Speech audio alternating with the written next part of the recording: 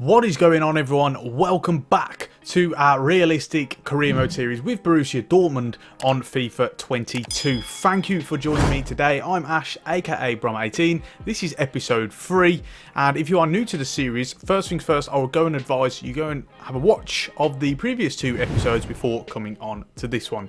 If you are a returning viewer, then welcome back. First things first, before we get into anything, we have played one game in between this episode and the last one against Monchengladbach. So first of all, let me show you what happened in that game.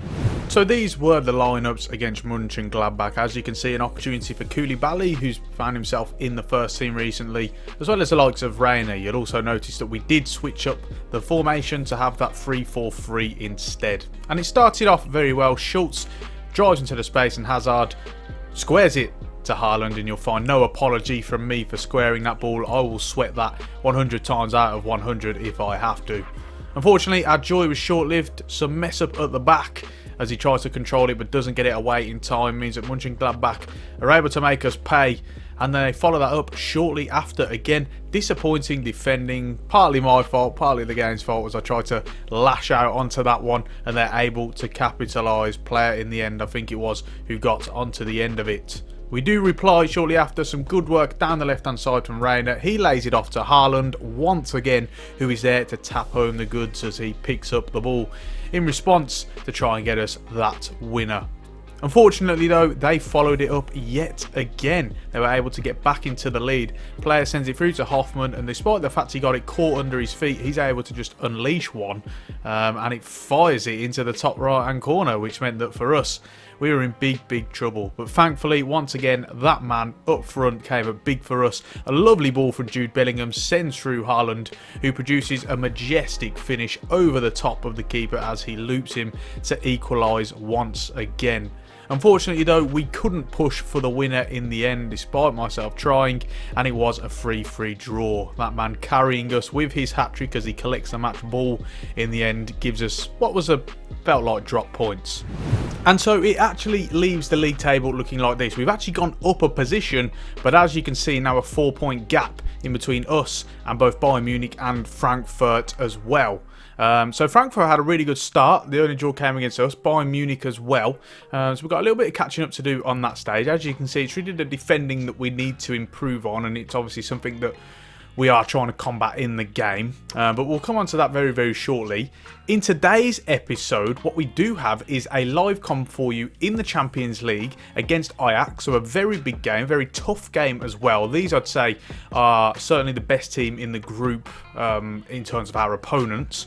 We've also got absolute boatload of other games as well that I'm going to show you post highlights. So really we're looking to get through this entire month of October, get through all these games, and we'll show you quick highlights as well, and then we'll really see what happens. I might come back for a live com in time for that Leipzig game, which is in November, but certainly we're going to get all of these October games out the way. So before we do get into the game today, a few sort of points of note that I'd like to talk about. Got lots of good response from the comments, really good feedback so far, so thank you everyone who has been interacting with this show, really taking off at the moment.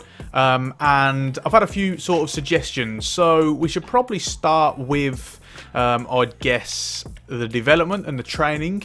One person talked about, if we have a look here and we can find him, I've gone past him somewhere, Emre Can, here he is, and sort of spoke about actually moving him to centre-back, and I have to say I do like that idea. I've had a look at his attributes, and I think that in the long term, obviously he can play there anyway, but we're going to train him there fully, and that's something we are currently in the process of. So I really like that, and I think long term that's definitely an option, that's definitely an answer. So we are training him at centre back. Bear in mind, I have really only got 2 players who can play holding midfield, which is him and Axel Witsel.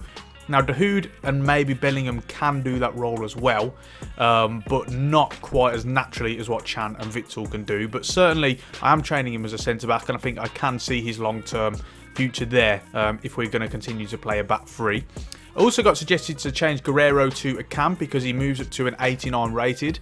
Now, a point of contention here, I don't think you should ever think about overall ratings. They don't actually matter. You should always be looking at the attributes. The overall ratings are just a kind of an average, I guess.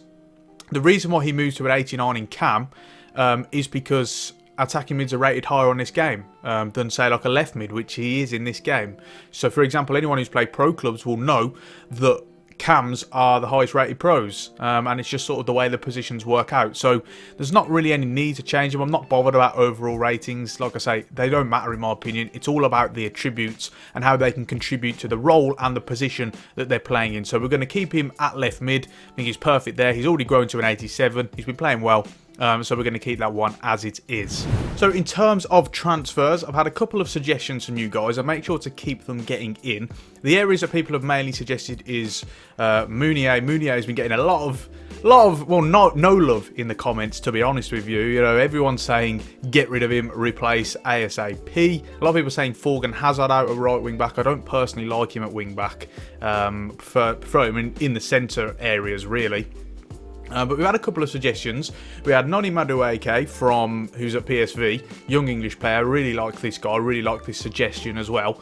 As sort of a replacement for Jadon Sancho. I see him as sort of either playing up front as part of a 2, maybe in that Donyell Marlon role, or as playing as in our 3-4-3 system, one of the 2 players behind the striker. So that's a good option. And also Max Aarons was suggested to us as well as a replacement for Meunier in the long term. So I really like these 2 suggestions, but keep them coming in. In particular, obviously, these are 2 English players, which of course Dortmund do have precedent for. But also, can we find any young German players as well? I would like to keep that homegrown element to the team. You know, that's very important to me. So you can get your suggestions in, keep them coming in ahead of transfer window. That would be absolutely great. And finally, before we get into the game, and I'll stop rambling, a couple of notices in terms of the gameplay. I've moved this down to Legendary from Ultimate because I just assumed that EA would have fixed the issue with Ultimate difficulty on FIFA, where it's just an absolute impossible to play, and they just score with every touch. They haven't, so I've moved this down to Legendary, and what I'm doing is I'm messing with the sliders to try and make it more difficult and also more realistic. People ask me to show the sliders as well. I'm just going to briefly go through them here. I'm not going to talk about them too much because I am still actively changing them. I'm trying to find the right balance, so I would suggest to you guys, pause it if you wish and try and use them in game, but these aren't quite ready yet. I'm not quite ready to roll these out, so I would suggest you probably not go for them yet whilst I still work out the right balance. So now that that's done, let's move on to the game today. This is the lineup very, very quickly. As you can see, we've moved back to our 3-4-1-2 formation now. Emre Can comes into centre back. We've got Marlon back in the team as well, Marco Reus. And Wolf also coming on to the right in place of Meunier as well, hoping to really hit them on the counter attack. We know they're going to commit men forward in that sort of possession based style that's highly committive. So ultimately, I think that's where we're gonna be able to hurt them, utilise our movement and our pace on the counter. But there's still an option there for us to try and play through the thirds if and when we need to. So overall, it's going to be a tough game, but one I'm really looking forward to. So let's get into it.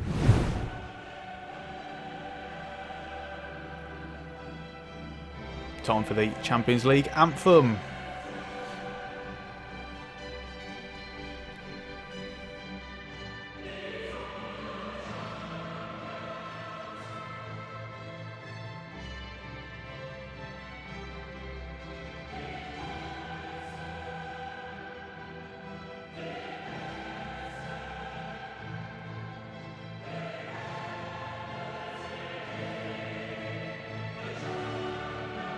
Right then, I want to show you guys a quick look at their lineup. This one's ours.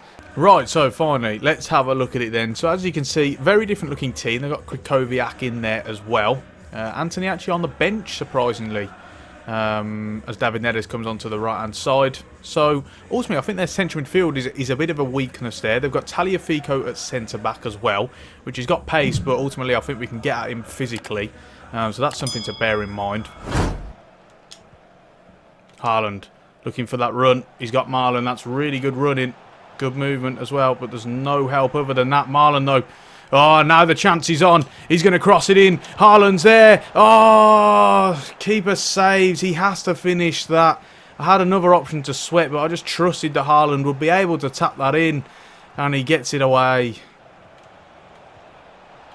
Oh, so much space on the edge of the area yet again, and it just sails wide. There's so much space all the time. Everyone's like just standing around, and they just leave so much space open. Chan, good movement from him. And now there's options. Royce looking to lay it off. Bellingham's in. This is an opportunity. Finesses it. Good save from the keeper. It was really well worked. Good movement in the end down the middle. Chan, Bellingham, all involved. And he forces a good save and eventually a corner. Into Hummels, who's looking to get on the end of it. Oh, it's cleared off the line by Daley Blind.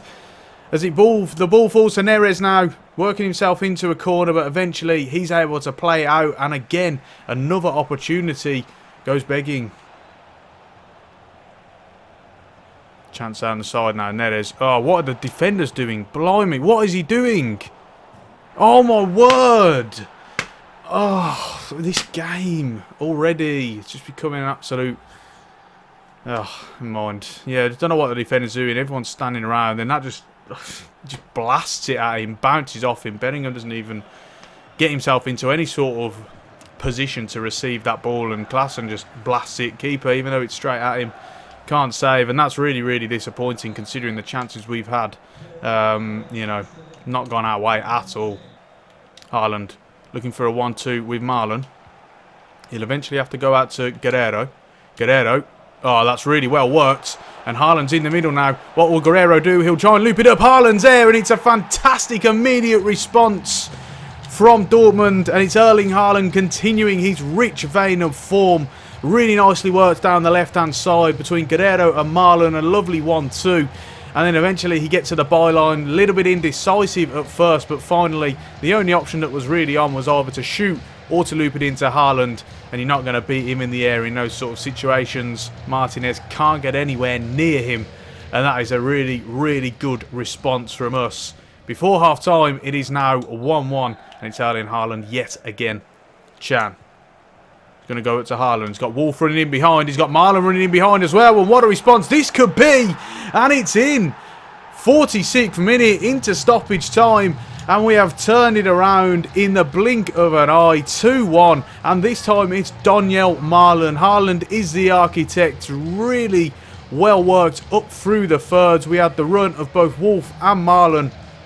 Originally though, I was looking for Wolf, but we had that option of Marlon in behind as well. Good running, and it's a calm finish. Don't know why he takes it on his left, but he does, and somehow gets away with it. That is a fantastic response before half-time to end up 2-1 in front. And as the ref kicks off, it is half-time, and we've been the better team, that is for sure. Again, though, I'm really sorry to keep criticising the game. It's just so annoying. It's so frustrating. Just so hard to defend on this game. Just cannot get over it. There's so much space. The marking's really poor. Players standing around. But thankfully, we are ahead. And that is certainly something. XG is apparently 3.6. Don't know how to work that one out. But yet again, never mind. And so far, so good. Just going to make a couple of tactical changes. I've got both wing-backs now on to getting behind on support runs. I did have them on balanced before, but they're just a little bit passive. I'm really looking for them to try and penetrate in behind, so we are just going to switch them to getting behind. Oh, that is really nicely well worked from Ajax, and this is an opportunity now. Tadic on the ball. Thankfully, Akanji does have the speed to catch up to him. Oh, and he does really well. That is fantastic defending from Manuel Akanji there. To swerve that situation. Oh, blimey, that was out of nowhere. Cannons off the post. God, I did not expect him to take the shot on from there.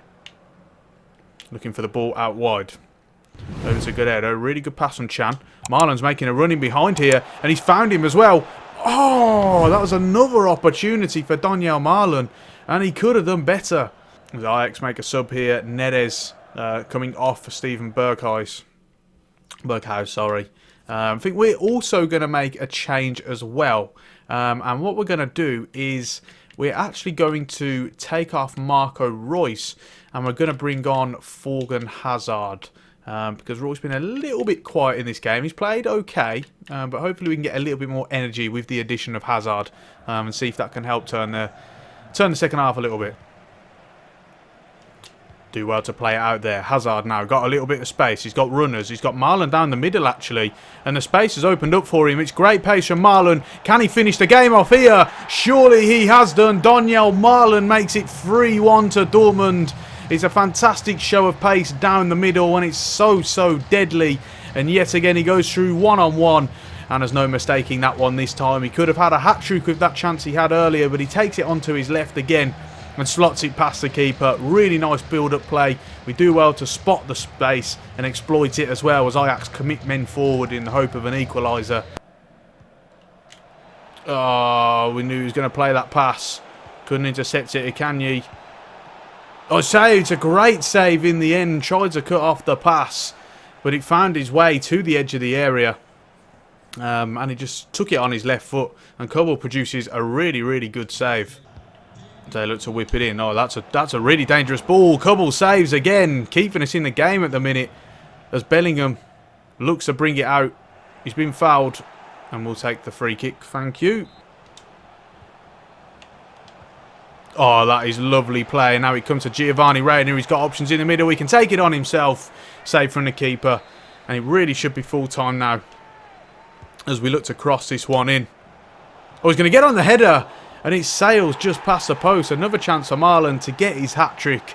But on that note, it will be full time. And what actually was looking like it was a really tough game, we eventually took control of. But it didn't quite tell the whole story, because Ajax, did turn it on after a bit. We started the game off really well and had some chances.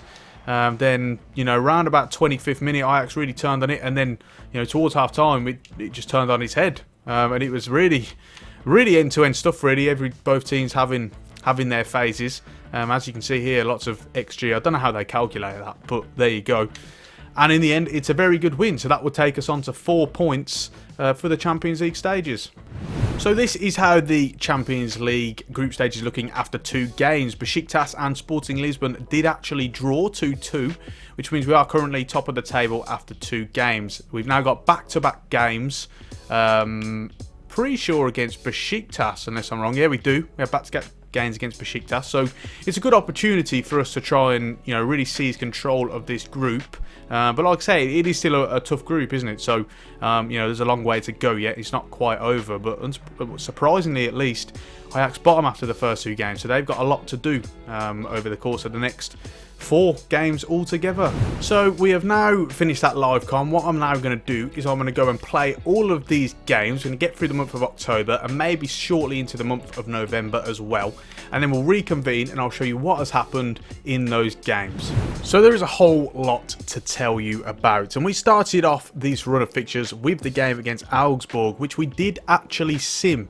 You'll find me simming a lot more games over the course of the season. One, to make it more of a challenge, because of course we have no control over the outcome of this game once we decide to quick sim it, but also due to time constraints. I have a limited amount of time recording and editing, so we have to try and fit them in. It was a good 2-0 win in the end, as you can see, and it took us nicely into this next game against Mainz. As you can see, a very predictable lineup, I guess. We did go back to the 3-4-1-2. Collins getting a shot as well, as he has been. And it actually started off quite poorly. You'll find me conceding a lot of goals like this over the course of the video and the series as a whole. And Mainz took the lead as they pass it across and were able to fire it home. Thankfully, we did respond relatively quickly after, and it's that monster Erling Haaland yet again getting it onto his left foot after a really nice through ball from the right hand side. He picks it up, trying in the hope to push for a winner. But unfortunately, that winner never came. It did in the end finish 1-1. A relatively even game, actually, as you can see here. Both teams having a few chances. Fairly even spoils in possession as well. But overall, a disappointing performance and result to match. And that didn't end there. We continued our Champions League campaign against Besiktas. As you can see, he did make a couple of changes. This time, Koulibaly getting a shot at that left centre-back role instead of Collins, as well as Guerrero and Wolf returning to the side. And it did start off well. We sent through Marlon with this really nice through ball. He utilises his blistering pace to get in behind, and with his left foot, does have 5-star weak foot, he does fire it past the keeper. But unfortunately, it pretty much went downhill from there. Like I say, you'll see me conceding a lot of these types of goals where they just pass it across the face of goal and my defenders don't really react. Case in point, this next goal as well. A pretty similar outcome actually. Can't get out to them quick enough, can't control everyone, and they're able to receive the ball on the turn and just fire it home. So Besiktas, after the start of the second half, turned it around. We did respond fairly well. Royce ended up finding a Haaland who had peeled off, and this time on his right foot he's able to slot it past the keeper. But unfortunately, that was where the joy ended. Besiktas this time were able to get in behind again, but this time because the keeper didn't come out, I had to end up holding Y, and unfortunately that was too late, despite the fact he is on sweeper keeper. And by this point, this was completely my fault. I just entirely lost my head. We were able to give Tejera all of that room as he's able to fire it past the keeper, and as a result, it meant that the full-time score was 4-2, and as you can see, woeful stats, without a doubt, the worst performance of this series so far from us. I was terrible, and I just got rattled in the game, really, and that's all there is to it. We were looking for a response, this time against Arminia Bielefeld. We did sim this game as well, as you can see, made a couple of changes, but nothing too much. And it was that man again, the monster, Erling Haaland, getting on the score sheet for both goals, giving us the 2-1 victory. We did make it hard for ourselves at the end as they scored in the 86th minute, but thankfully we did get the 3 points. We did sim another game as well against Bochum. This time it was in the second round of the DFB Pokal. As of course you can see, made lots of changes. I guess taking it a little bit easy, but not because I don't care about the cup. I want to win this trophy, but just because I backed the team that was playing. We did win 4-1 in the end, and for some reason my assistant did actually bring Haaland on and he scored 2 goals. I wasn't happy about that, as you can imagine, because I was trying to rest players for the league game up ahead. And that league game was against Cologne. And this game, as you can see by the lineup, we went pretty strong yet again. Reina really getting a good run of games now, as is Bellingham's been an ever-present all season. This time Meunier and Guerrero taking up the roles on the wing-back, and it was a pretty terrible game up until the last 20 minutes, it has to be said. Cologne started after scoring a wonderful through ball. In the end, leads to a little bit of poor defending from me as I tried to control it rather than just clear it first time, and they are able to get into the lead. We did equalise, a Reina corner nodded in from the head of Thomas Meunier, who finds himself in a really good position and shows a lot of good strength, tries picking up the ball, but unfortunately doesn't want to. Cologne then respond just before half time. Some pretty poor marking. They do whip it in the end, which is surprising to see because they don't usually on this game, and Uff gets them into the lead, and then they actually went 3-1 ahead. As always, really just passing it about in the box. We're a little bit too passive, and then the keeper makes a good save, but we are unfortunately not quick enough to react to the second ball, and they're able to nod it in. We get a lifeline in the 68th minute as Haaland puts through a nice dink through to Marlon, and once again utilising that blistering pace, this time on his right foot, fires it past the keeper. And finally, later on in the game, in the 78th minute, Erling Haaland gets this ball put through to him and once again squares it to Reina. And as I always say, no apologies from me for scoring a sweaty goal. You have got to do whatever you have got to do in order to get the win. Unfortunately though, we couldn't actually get that win. The game finished 3-3 in the end, and I'll admit I was worried when it was 3-1 to them. I thought we were going to be losing our unbeaten streak for the season, but we managed to claw back, and I guess that was the positive. We followed that up with the return tie against Besiktas this time. As you can see, a couple of changes again. We had Chan at left centre back this time as Akanji returned. So did Royce as well. And we had Schultz and Wolf on either side. Just the one goal in this game. Axel Witsel sending through Marlon over the top again. I realise we seem to be scoring quite a few goals that way, but he does slot it past the keeper with a nice, coolly taken finish. And it's really been just a fantastic weapon with both them and Haaland both of them really utilising their movement and pace well. And that was the result in the end, a 2-0 victory over Schultz. Unfortunately, I don't have the second goal to show you because I don't have the highlights, so I do really apologise for that, but it was a good 2-0 victory. And that took us into this game against Leipzig. It was 3rd versus 4th, and I really wish I'd have live-commed this game, but annoyingly I didn't, because it was a fantastic game. So much happened, so many chances, really high intensity, played at a high tempo, but it was us who opened the scoring in the 77th minute. Royce down the left hand side finds Haaland, who has peeled off at the back post, dinks it in, and Haaland is there to send the away fans into a state of euphoria. It was a really tough game. In fact, it was the most enjoyable game I've actually played since I've started playing FIFA 22 and in this series as well, because it was just so end to end, lots of high pressing, lots of high tempo, and it was without a doubt the best win of the season. 1-0 away to 3rd place was a really big win and a fantastic way to round off the games in today's episode. And so after all of those results, here is how the league table is looking. Currently sitting 3rd, extremely tight at the top, and you see how important that win was against RB Leipzig. We've now climbed above them, but only by 1 point, so we are well within this at the moment. Of course, Bayern's starting to enlarge the gap at the top, but bear in mind, we're still yet to play them. That will come in the next episode. And also, Frankfurt can claw that gap back as well if they win their game in hand. So it's really exciting, actually, at the top of the table. You've got Wolfsburg in there as well. Leverkusen not far off. They've got a game in hand. So at the moment, it's definitely all to play for. Remember, the top 4 do qualify for the Champions League. Speaking of the Champions League, this is how our group stage is looking after 4 games. We are currently top. Really frustrating that we did drop points to Besiktas. If we'd have won that game like we really should have, then, you know, we would have qualified. We'd have been through. So that would have been nice and easy.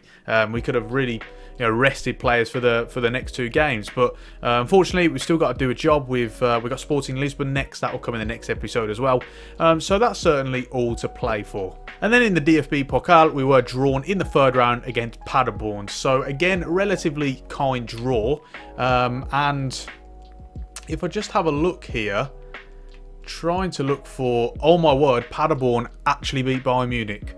So that is absolutely crazy. Already then, we have got a fantastic chance of winning this trophy, and we've really got to step up. We simmed the game in this episode, but for the next round I might play it, so we'll see how that one goes. But that's really set up well. So overall, as we round this episode off, you know, really final thoughts. Again, I know I'm bashing the game a lot, and I really do apologise. I don't want that to be the case. It's just getting really frustrating because I want a good viewing experience for you guys, as well as, you know, enjoying playing the game.